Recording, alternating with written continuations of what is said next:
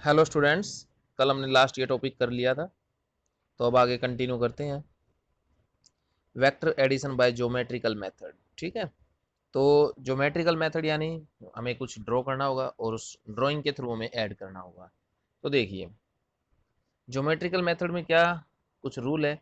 वो रूल क्या है कि जब भी दो वेक्टर को आपको ऐड करना है, तो कोई भी एक वेक्टर उसकी हेड और दूसरे की टेल, ये आपस में कनेक्ट करनी होती है आपको। ठीक है, तो मान लेते हैं दो वेक्टर सेम डायरेक्शन में एक्ट कर रहे हैं, काम कर रहे हैं। तो क्या होगा, तो देखिए ये ए एंड बी दो वेक्टर है जो कि सेम डायरेक्शन में काम कर रहे हैं। तो इनका जो एडिशन होगा वो कैसे होगा, तो वेक्टर ए जो है उसका हम हेड लेंगे और बी की हम टेल लेंगे और बी की टेल को उसके हेड के साथ रख देंगे। और अब जो टोटल लेंथ आई वो हो जाएगा रिजल्टेंट वेक्टर की मैग्नीट्यूड, और डायरेक्शन सेम रहेगी। ठीक है, तो सिंपली ए प्लस बी कर दो, यानी ये तो जैसे सिंपल अलजेब्रा होता है वो वाला नियम लग जाएगा। अगर वेक्टर ए 3 है और ये 2 है, जो भी यूनिट है पीछे, तो टोटल 5 आ जाएगा। और डायरेक्शन सेम रहेगी, मान लो आई कैप डायरेक्शन थी, एक्स एक्सिस के लोग आई कैप ही रहेगी। इस प्रकार आप रिजल्टेंट पता कर सकते हैं, रिजल्टेंट ड्रॉ कर सकते हैं। तो देखिए रिजल्टेंट को ड्रॉ कर रखा है, ये दिखाई दे रहा है आपको, ये रिजल्टेंट है। मैग्नीट्यूड दोनों के मैग्नीट्यूड का सम हो जाएगा ए और बी के। अगर दो वेक्टर अपोजिट डायरेक्शन में काम कर रहे हैं तो क्या होगा, तो देखिए दो वेक्टर अपोजिट डायरेक्शन में, तो ये देखिए फिर से ए एंड बी। अब फिर से हमारा नियम क्या कहता है, एक का हेड दूसरे की टेल।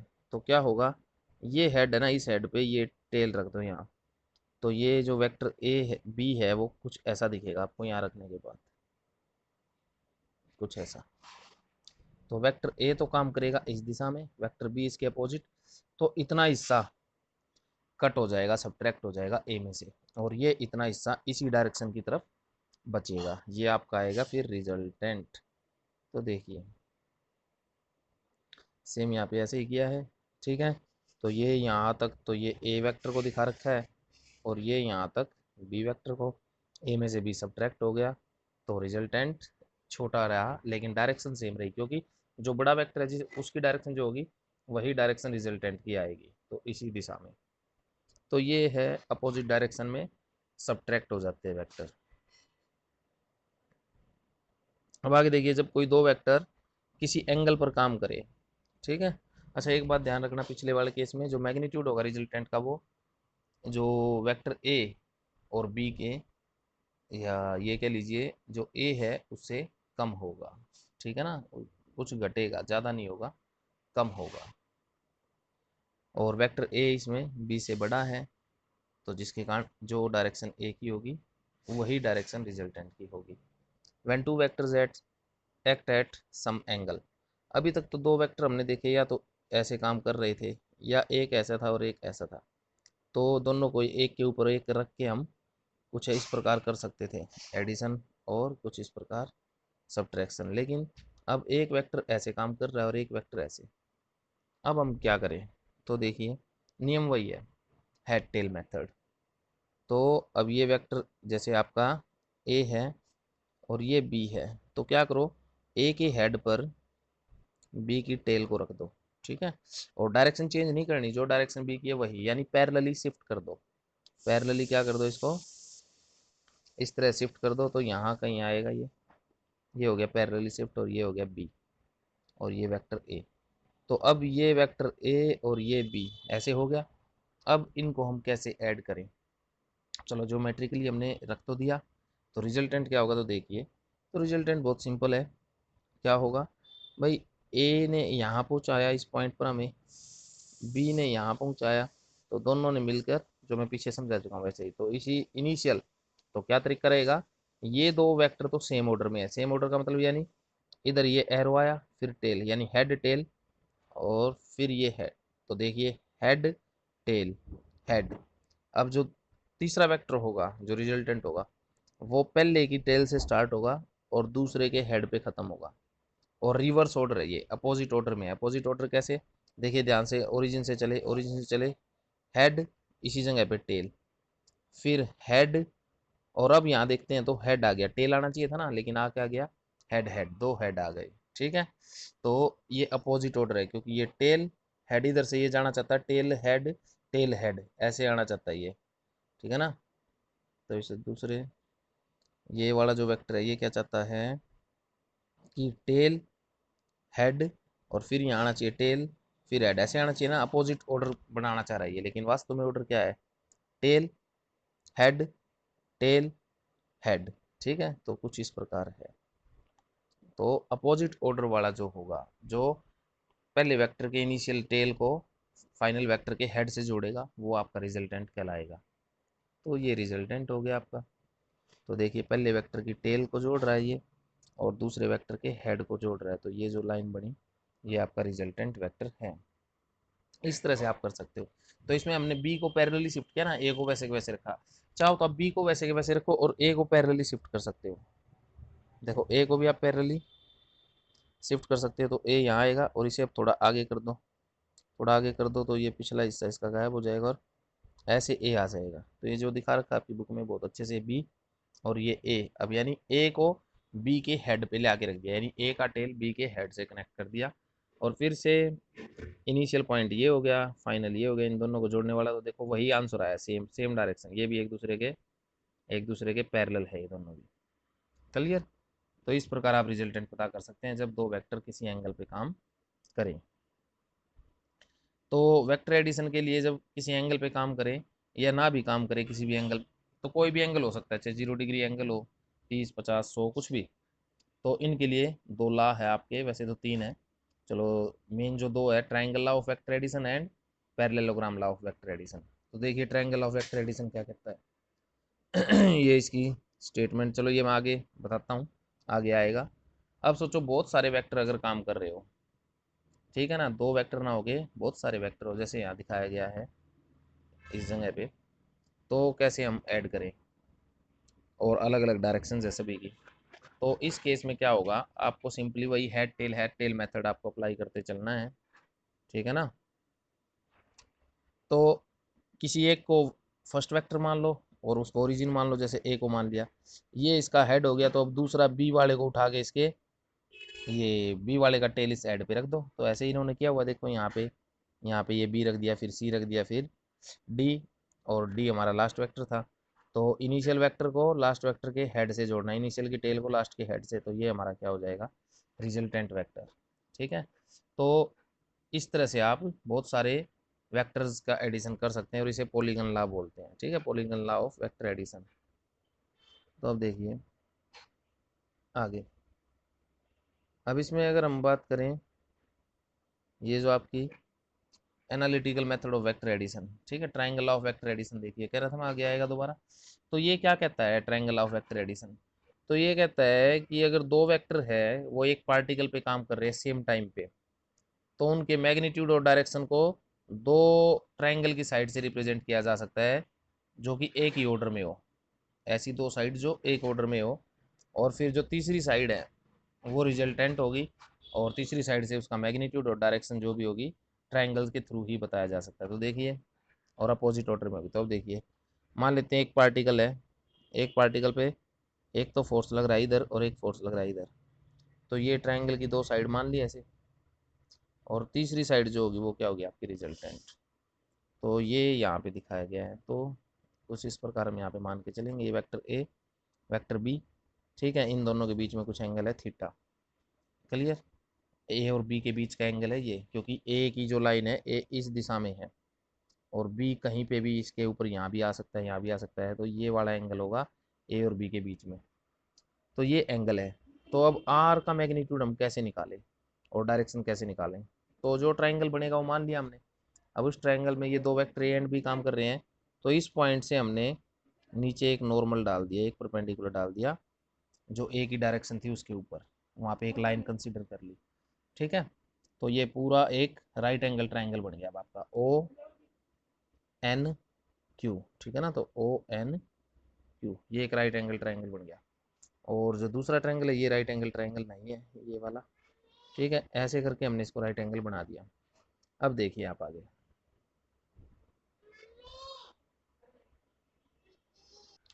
तो देखिए आप आगे ट्राइंगल आपको क्यू एन पी आप देख सकते हैं फिगर में अपनी बुक में।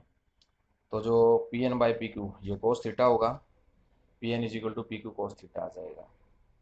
इसी प्रकार q n by p q करोगे sine theta perpendicular by hypotenuse. Pandit Badri Prasad हर हर बोले सोना चांदी तोले, इसके थ्रू आप याद रख सकते हैं कौन सा ट्रिग्नोमेट्रिक रेशियो है। तो राइट एंगल ट्राइंगल आपको ओ एन क्यू नजर आ रहा है, उस ओ एन क्यू ट्राइंगल में, ठीक है ना, ओ एन क्यू, ये राइट एंगल ट्राइंगल जो है। अब इसमें आप पाइथागोरस थ्योरम अप्लाई कीजिए। तो ओ क्यू का square is equal to O N का स्क्वायर प्लस एन क्यू का स्क्वायर। ओ एन को क्या लिख सकते हैं, तो ओ एन को आप देखिए लिख सकते हैं O P plus P N. तो ओ एन का स्क्वायर क्या हो जाएगा, O P plus P N पूरे का स्क्वायर प्लस में एन क्यू का स्क्वायर। अब ओ पी का जो मैग्नीट्यूड है, मैंने बताया था वेक्टर का मैग्नीट्यूड कैसे लिखते हैं, ऊपर एरो हटा दो तो ए वेक्टर की जगह केवल ए लिख दो। और पी एन आपका ऊपर हमें पता चल चुका है, पी एन हमारा आ चुका है बी कोस थीटा, ये वैल्यू पुट कर दो। एन क्यू बी यानी Q N B sine theta, ये वैल्यू पुट कर दीजिए। तो आर का स्क्वायर यानी हाइपोटेन्यूज का square is equal to, formula खोल दो, ए प्लस बी का होल स्क्वायर। तो ए स्क्वायर जमा two A B cos theta plus B square cos square. और ये देखो B square sine square theta, एक तो इसका बनेगा और इसका बनेगा B square cos square theta. तो बी स्क्वायर को कॉमन निकाल दिया और अंदर आ गया cos square theta plus sine square theta. Cos square theta plus sine square theta होता है 1, वो वैल्यू 1 पुट कर दीजिए। तो आपको फॉर्मूला मिल जाएगा ए स्क्वायर जमा बी स्क्वायर जमा में two A B cos theta, और आर का स्क्वायर है, स्क्वायर को दूसरी तरफ लेकर आओगे तो रूट बन जाएगा। क्लियर। तो ये आ गया मैग्नीट्यूड। तो इस प्रकार आप दो वेक्टर अगर किसी एंगल पे काम कर रहे हैं तो ट्रायंगल ला लगा के आप तीसरा वेक्टर तो निकाल सकते हैं, उसकी डायरेक्शन भी निकाल सकते हैं, साथ में उसका मैग्नीट्यूड निकालने का फॉर्मूला आपको ये मिल गया। अब ए और बी में कितना एंगल है वो थीटा आपको पता होना चाहिए, तो ये कोस थीटा आपको पता चल जाएगा, और ए बी का मैग्नीट्यूड आपको पता ही है तो आपको आर पता चल जाएगा। डायरेक्शन कैसे निकालें आर की, तो मान लेते हैं जो इनिशियल वेक्टर है ए, उसके साथ किसी एंगल बीटा पे काम कर रहा है ये, ठीक है ना। तो ये राइट एंगल ट्राइंगल में टेंजेंट बीटा आप निकाल लो, ठीक है। तो आपको पता है पंडित बद्री प्रसाद हर हर बोले सोना चांदी तोले, तो ये है टेंजेंट। तो P बाई बी, तो P आपका क्या है क्यू क्यू एन, और बाई में बेस क्या है, बेस होता है जो एंगल के साथ वाली परपेंडिकुलर जिसके ऊपर हो वो वाली लाइन जो एंगल के साथ हो, तो ये बेस। तो ये फॉर्मूला रख दो, क्यू एन की वैल्यू आपको पता है बी साइन थीटा, ठीक है ना, और O P plus P N A plus B cos theta, तो ये आ जाएगा आपका टेंजेंट बीटा। तो इस प्रकार आप बीटा पता लगा सकते हैं। तो आपको पता चल जाएगा कि इस वेक्टर, अगर हम इस दिशा में हमारा मुंह है तो कितने एंगल से हम एंटी क्लॉक घूमें कि हम आर मिल जाए, और जितना मैग्नीट्यूड है उतनी लंबाई तय करें तो यहाँ पहुँच जाओगे। तो डिस्प्लेसमेंट के थ्रू आप इसे समझ सकते हो। Parallelogram law of vector addition, ठीक है। तो ये भी सेम ट्रायंगल लॉ की तरह ही है। तो ट्रायंगल लॉ में आपने देखा क्या नियम लगता है, हेड टेल मेथड, हेड दूसरे का टेल, दोनों को जोड़ दो, फिर जो तीसरा अपोजिट डायरेक्शन में वो रिजल्टेंट है। लेकिन पैरेललोग्राम लॉ में ऐसा नहीं होगा। पैरेललोग्राम लॉ में क्या होगा, कोई भी आपके पास जो भी पैरेललोग्राम है तो उसकी जो दो एडजेसेंट साइड है वो तो दो वेक्टर को रिप्रेजेंट करेगी, और जो डायगोनल होगा ना उस पैरेललोग्राम का, जो उन दो एडजेसेंट साइड के कॉमन पॉइंट से निकलेगा, ठीक है, जो वर्टेक्स कहलाता है। तो सेम पॉइंट से निकलने वाला डायगोनल, पैरेललोग्राम का सेम पॉइंट से निकलने वाला डायगोनल क्या कहलाएगा। तो देखिए साथ साथ अगर मैं बनाऊं तो देखिए ये दो वेक्टर है, एडजेसेंट साइड होगी ये किसकी, पैरेललोग्राम की। देखो डॉटेड करके दिखा देते हैं, मान लेते हैं पैरेलल, ये दो एडजेसेंट साइड, तो ये वेक्टर ए कह दो, ये बी कह दो, चाहो तो नीचे वाले को ए कह दो, ऊपर वाले को बी कह दो। अब इन दोनों एडजेसेंट साइड का जो कॉमन पॉइंट है ये, जहाँ पे कट कर रहे हैं, यहाँ से निकलने वाला जो डायगोनल होगा ना वो क्या कहलाएगा, रिजल्टेंट कहलाएगा, ठीक है। तो ये देखिए आप डायग्राम में देख पाएंगे यहाँ पे, तो ये वेक्टर बी और वेक्टर ए दो एडजेसेंट साइड होगी, ये पूरा पैरेललोग्राम देखो, ये यहाँ यहाँ यहाँ यहाँ ये पैरेललोग्राम। तो इस पैरेललोग्राम में आप देख पा रहे हैं ए और बी कितना एंगल बना रहे हैं, थीटा। क्लियर। तो अब यहाँ से फिर से इस क्यू एन से नॉर्मल डाल दो, परपेंडिकुलर डाल दो ए की जो लाइन है, ठीक है। तो यहाँ से फिर से ये आप देखोगे, ये आपको मिलेगा राइट एंगल ट्रायंगल। सेम बिल्कुल अब इस राइट एंगल ट्रायंगल को वैसे ही सोल्व कर लो जैसे ट्रायंगल ला को सोल्व किया था, तो आपको सारा रिजल्ट सेम मिलेगा। A square b square 2ab cos theta, बिल्कुल सेम फॉर्मूला। डायरेक्शन की अगर बात करें बी साइन थीटा प्लस में बाय में a plus B cos theta, ये भी बिल्कुल आपको क्या मिलेगा, सेम मिलेगा। और यहाँ से कोस थीटा को अकेले वो निकाल लो, तो आपको ये फॉर्मूला मिलेगा R square minus A square minus B square upon 2ab, ये कहलाता है लॉ ऑफ कोसाइंस। ठीक है, ये बात आपको ध्यान रखनी है बस। तो इसमें देखिए टेल टू टेल कनेक्टेड है, ये किस लिए यूज होता है, टेल टू टेल, और उस टेल से ही जो टेल टू टेल कनेक्ट करके एक पैरेललोग्राम बना लो, दो साइड मिल गई तो उनके एक इस साइड के पैरेलल वाली साइड ले दो, एक इस साइड के पैरेललोग्राम बन गया, और उस टेल से अपोजिट कॉर्नर को जोड़ दो, जो डायगोनल मिलेगा वो आपका रिजल्टेंट हो जाएगा। तो इस प्रकार आप इसको ध्यान रखिए और दोनों नियम को अपने दिमाग में रखिए और आप अप्लाई कर सकते हैं। तो ये देखिए अब दो वेक्टर सेम डायरेक्शन में काम कर रहे हैं, तो वहाँ पे अप्लाई करके देखें, ट्रायंगल लाया पैरेललोग्राम ला, तो एंगल कितना इन दोनों के बीच में, 0 डिग्री, सेम डायरेक्शन में है। अपोजिट होते तो 180 डिग्री हो जाता। तो ये जो एंगल है, यहाँ पर जो एंगल होना चाहिए दोनों सेम डायरेक्शन में, कोई एंगल नहीं, 0 डिग्री एंगल। अगर ये अपोजिट होते तो 180 डिग्री हो जाता। तो फॉर्मूला लगाइए, ए स्क्वायर जमा बी स्क्वायर जमा 2ab cos थीटा। भाई थीटा तो 0 है तो कोस थीटा कोस 0 1 होता है, तो मिलेगा रूट ऑफ ए स्क्वायर जमा बी स्क्वायर जमा में 2ab, और ए स्क्वायर जमा बी स्क्वायर जमा 2ab ये क्या है, ए प्लस बी का होल स्क्वायर, तो ए प्लस बी का होल स्क्वायर का फॉर्मूला, स्क्वायर से रूट कट जाएगा, आंसर आ गया ए प्लस बी, यानी सिंपली ऐड हो जाते हैं दोनों वेक्टर अगर सेम डायरेक्शन में काम करें तो। डायरेक्शन 0 डिग्री आएगी, पुट करके देख लिए, बी साइन थीटा, थीटा 0 है तो साइन 0 0 होता है, तो tangent beta is equal to 0, तो बीटा कितना 0 डिग्री, यानी उसी डायरेक्शन में रिजल्टेंट होगा।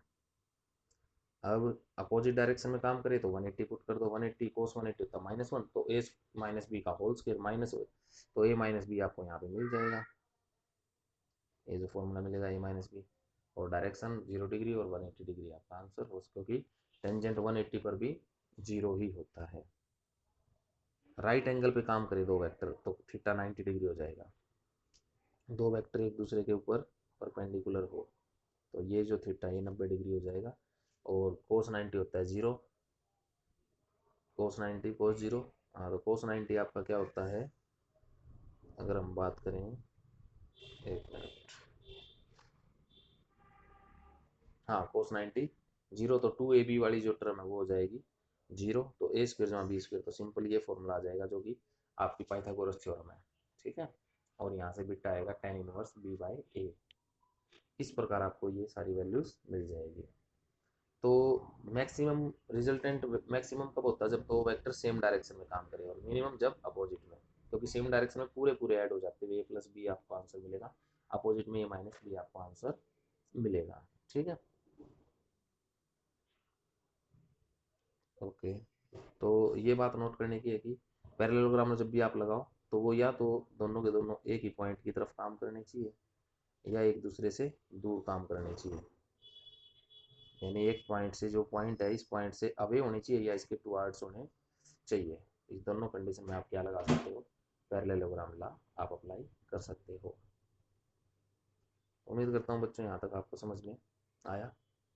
अब हम अगर बात करें condition for zero resultant vector, तो जीरो रिजल्टेंट वेक्टर कब मिलता है, जब आपके पास जितने भी वेक्टर हैं तो सभी को ऐड करते जाइए, और जहाँ से स्टार्ट किया, यहाँ से टेल स्टार्ट हुई पहले वेक्टर की, और लास्ट वेक्टर का वहीं पे हेड आगे मिल जाए, तो इस कंडीशन में जीरो रिजल्टेंट वेक्टर मिलेगा आपको। तो देखिए वेक्टर ए है, टेल से स्टार्ट किया, फिर यहाँ बी की टेल आई इसके हेड के साथ, फिर इसके हेड से सी का टेल, और यहाँ पे देखिए जहाँ से टेल शुरुआत वाली थी वहाँ पे हेड आके मिल गया तीसरे वेक्टर का, तो जीरो रिजल्टेंट वेक्टर होगा इस कंडीशन में। तो इस कंडीशन में आप ये फॉर्मूला भी अप्लाई कर सकते हो।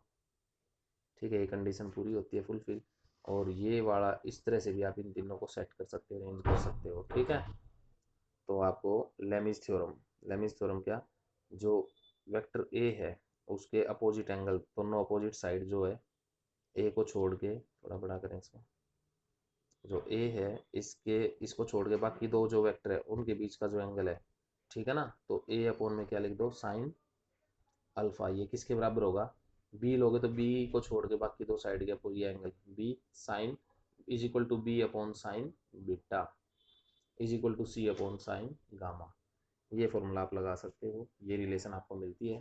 और लेमिस थ्योरम क्या कहती है कि तीन जो फोर्सेज है, तीन जो वेक्टर है, वे इक्विलिब्रियम में है, तो उनके जो साइन ऑफ एंगल होगा ना between other two side proportional होगा। ठीक है, तो force is proportional to the sine of angle between other two forces. इन्होंने वेक्टर को फोर्स माना है, तो ये कंडीशन आप यहाँ पे अप्लाई कर सकते हो। तो आज हम यहीं तक करते हैं, बाकी करेंगे कल।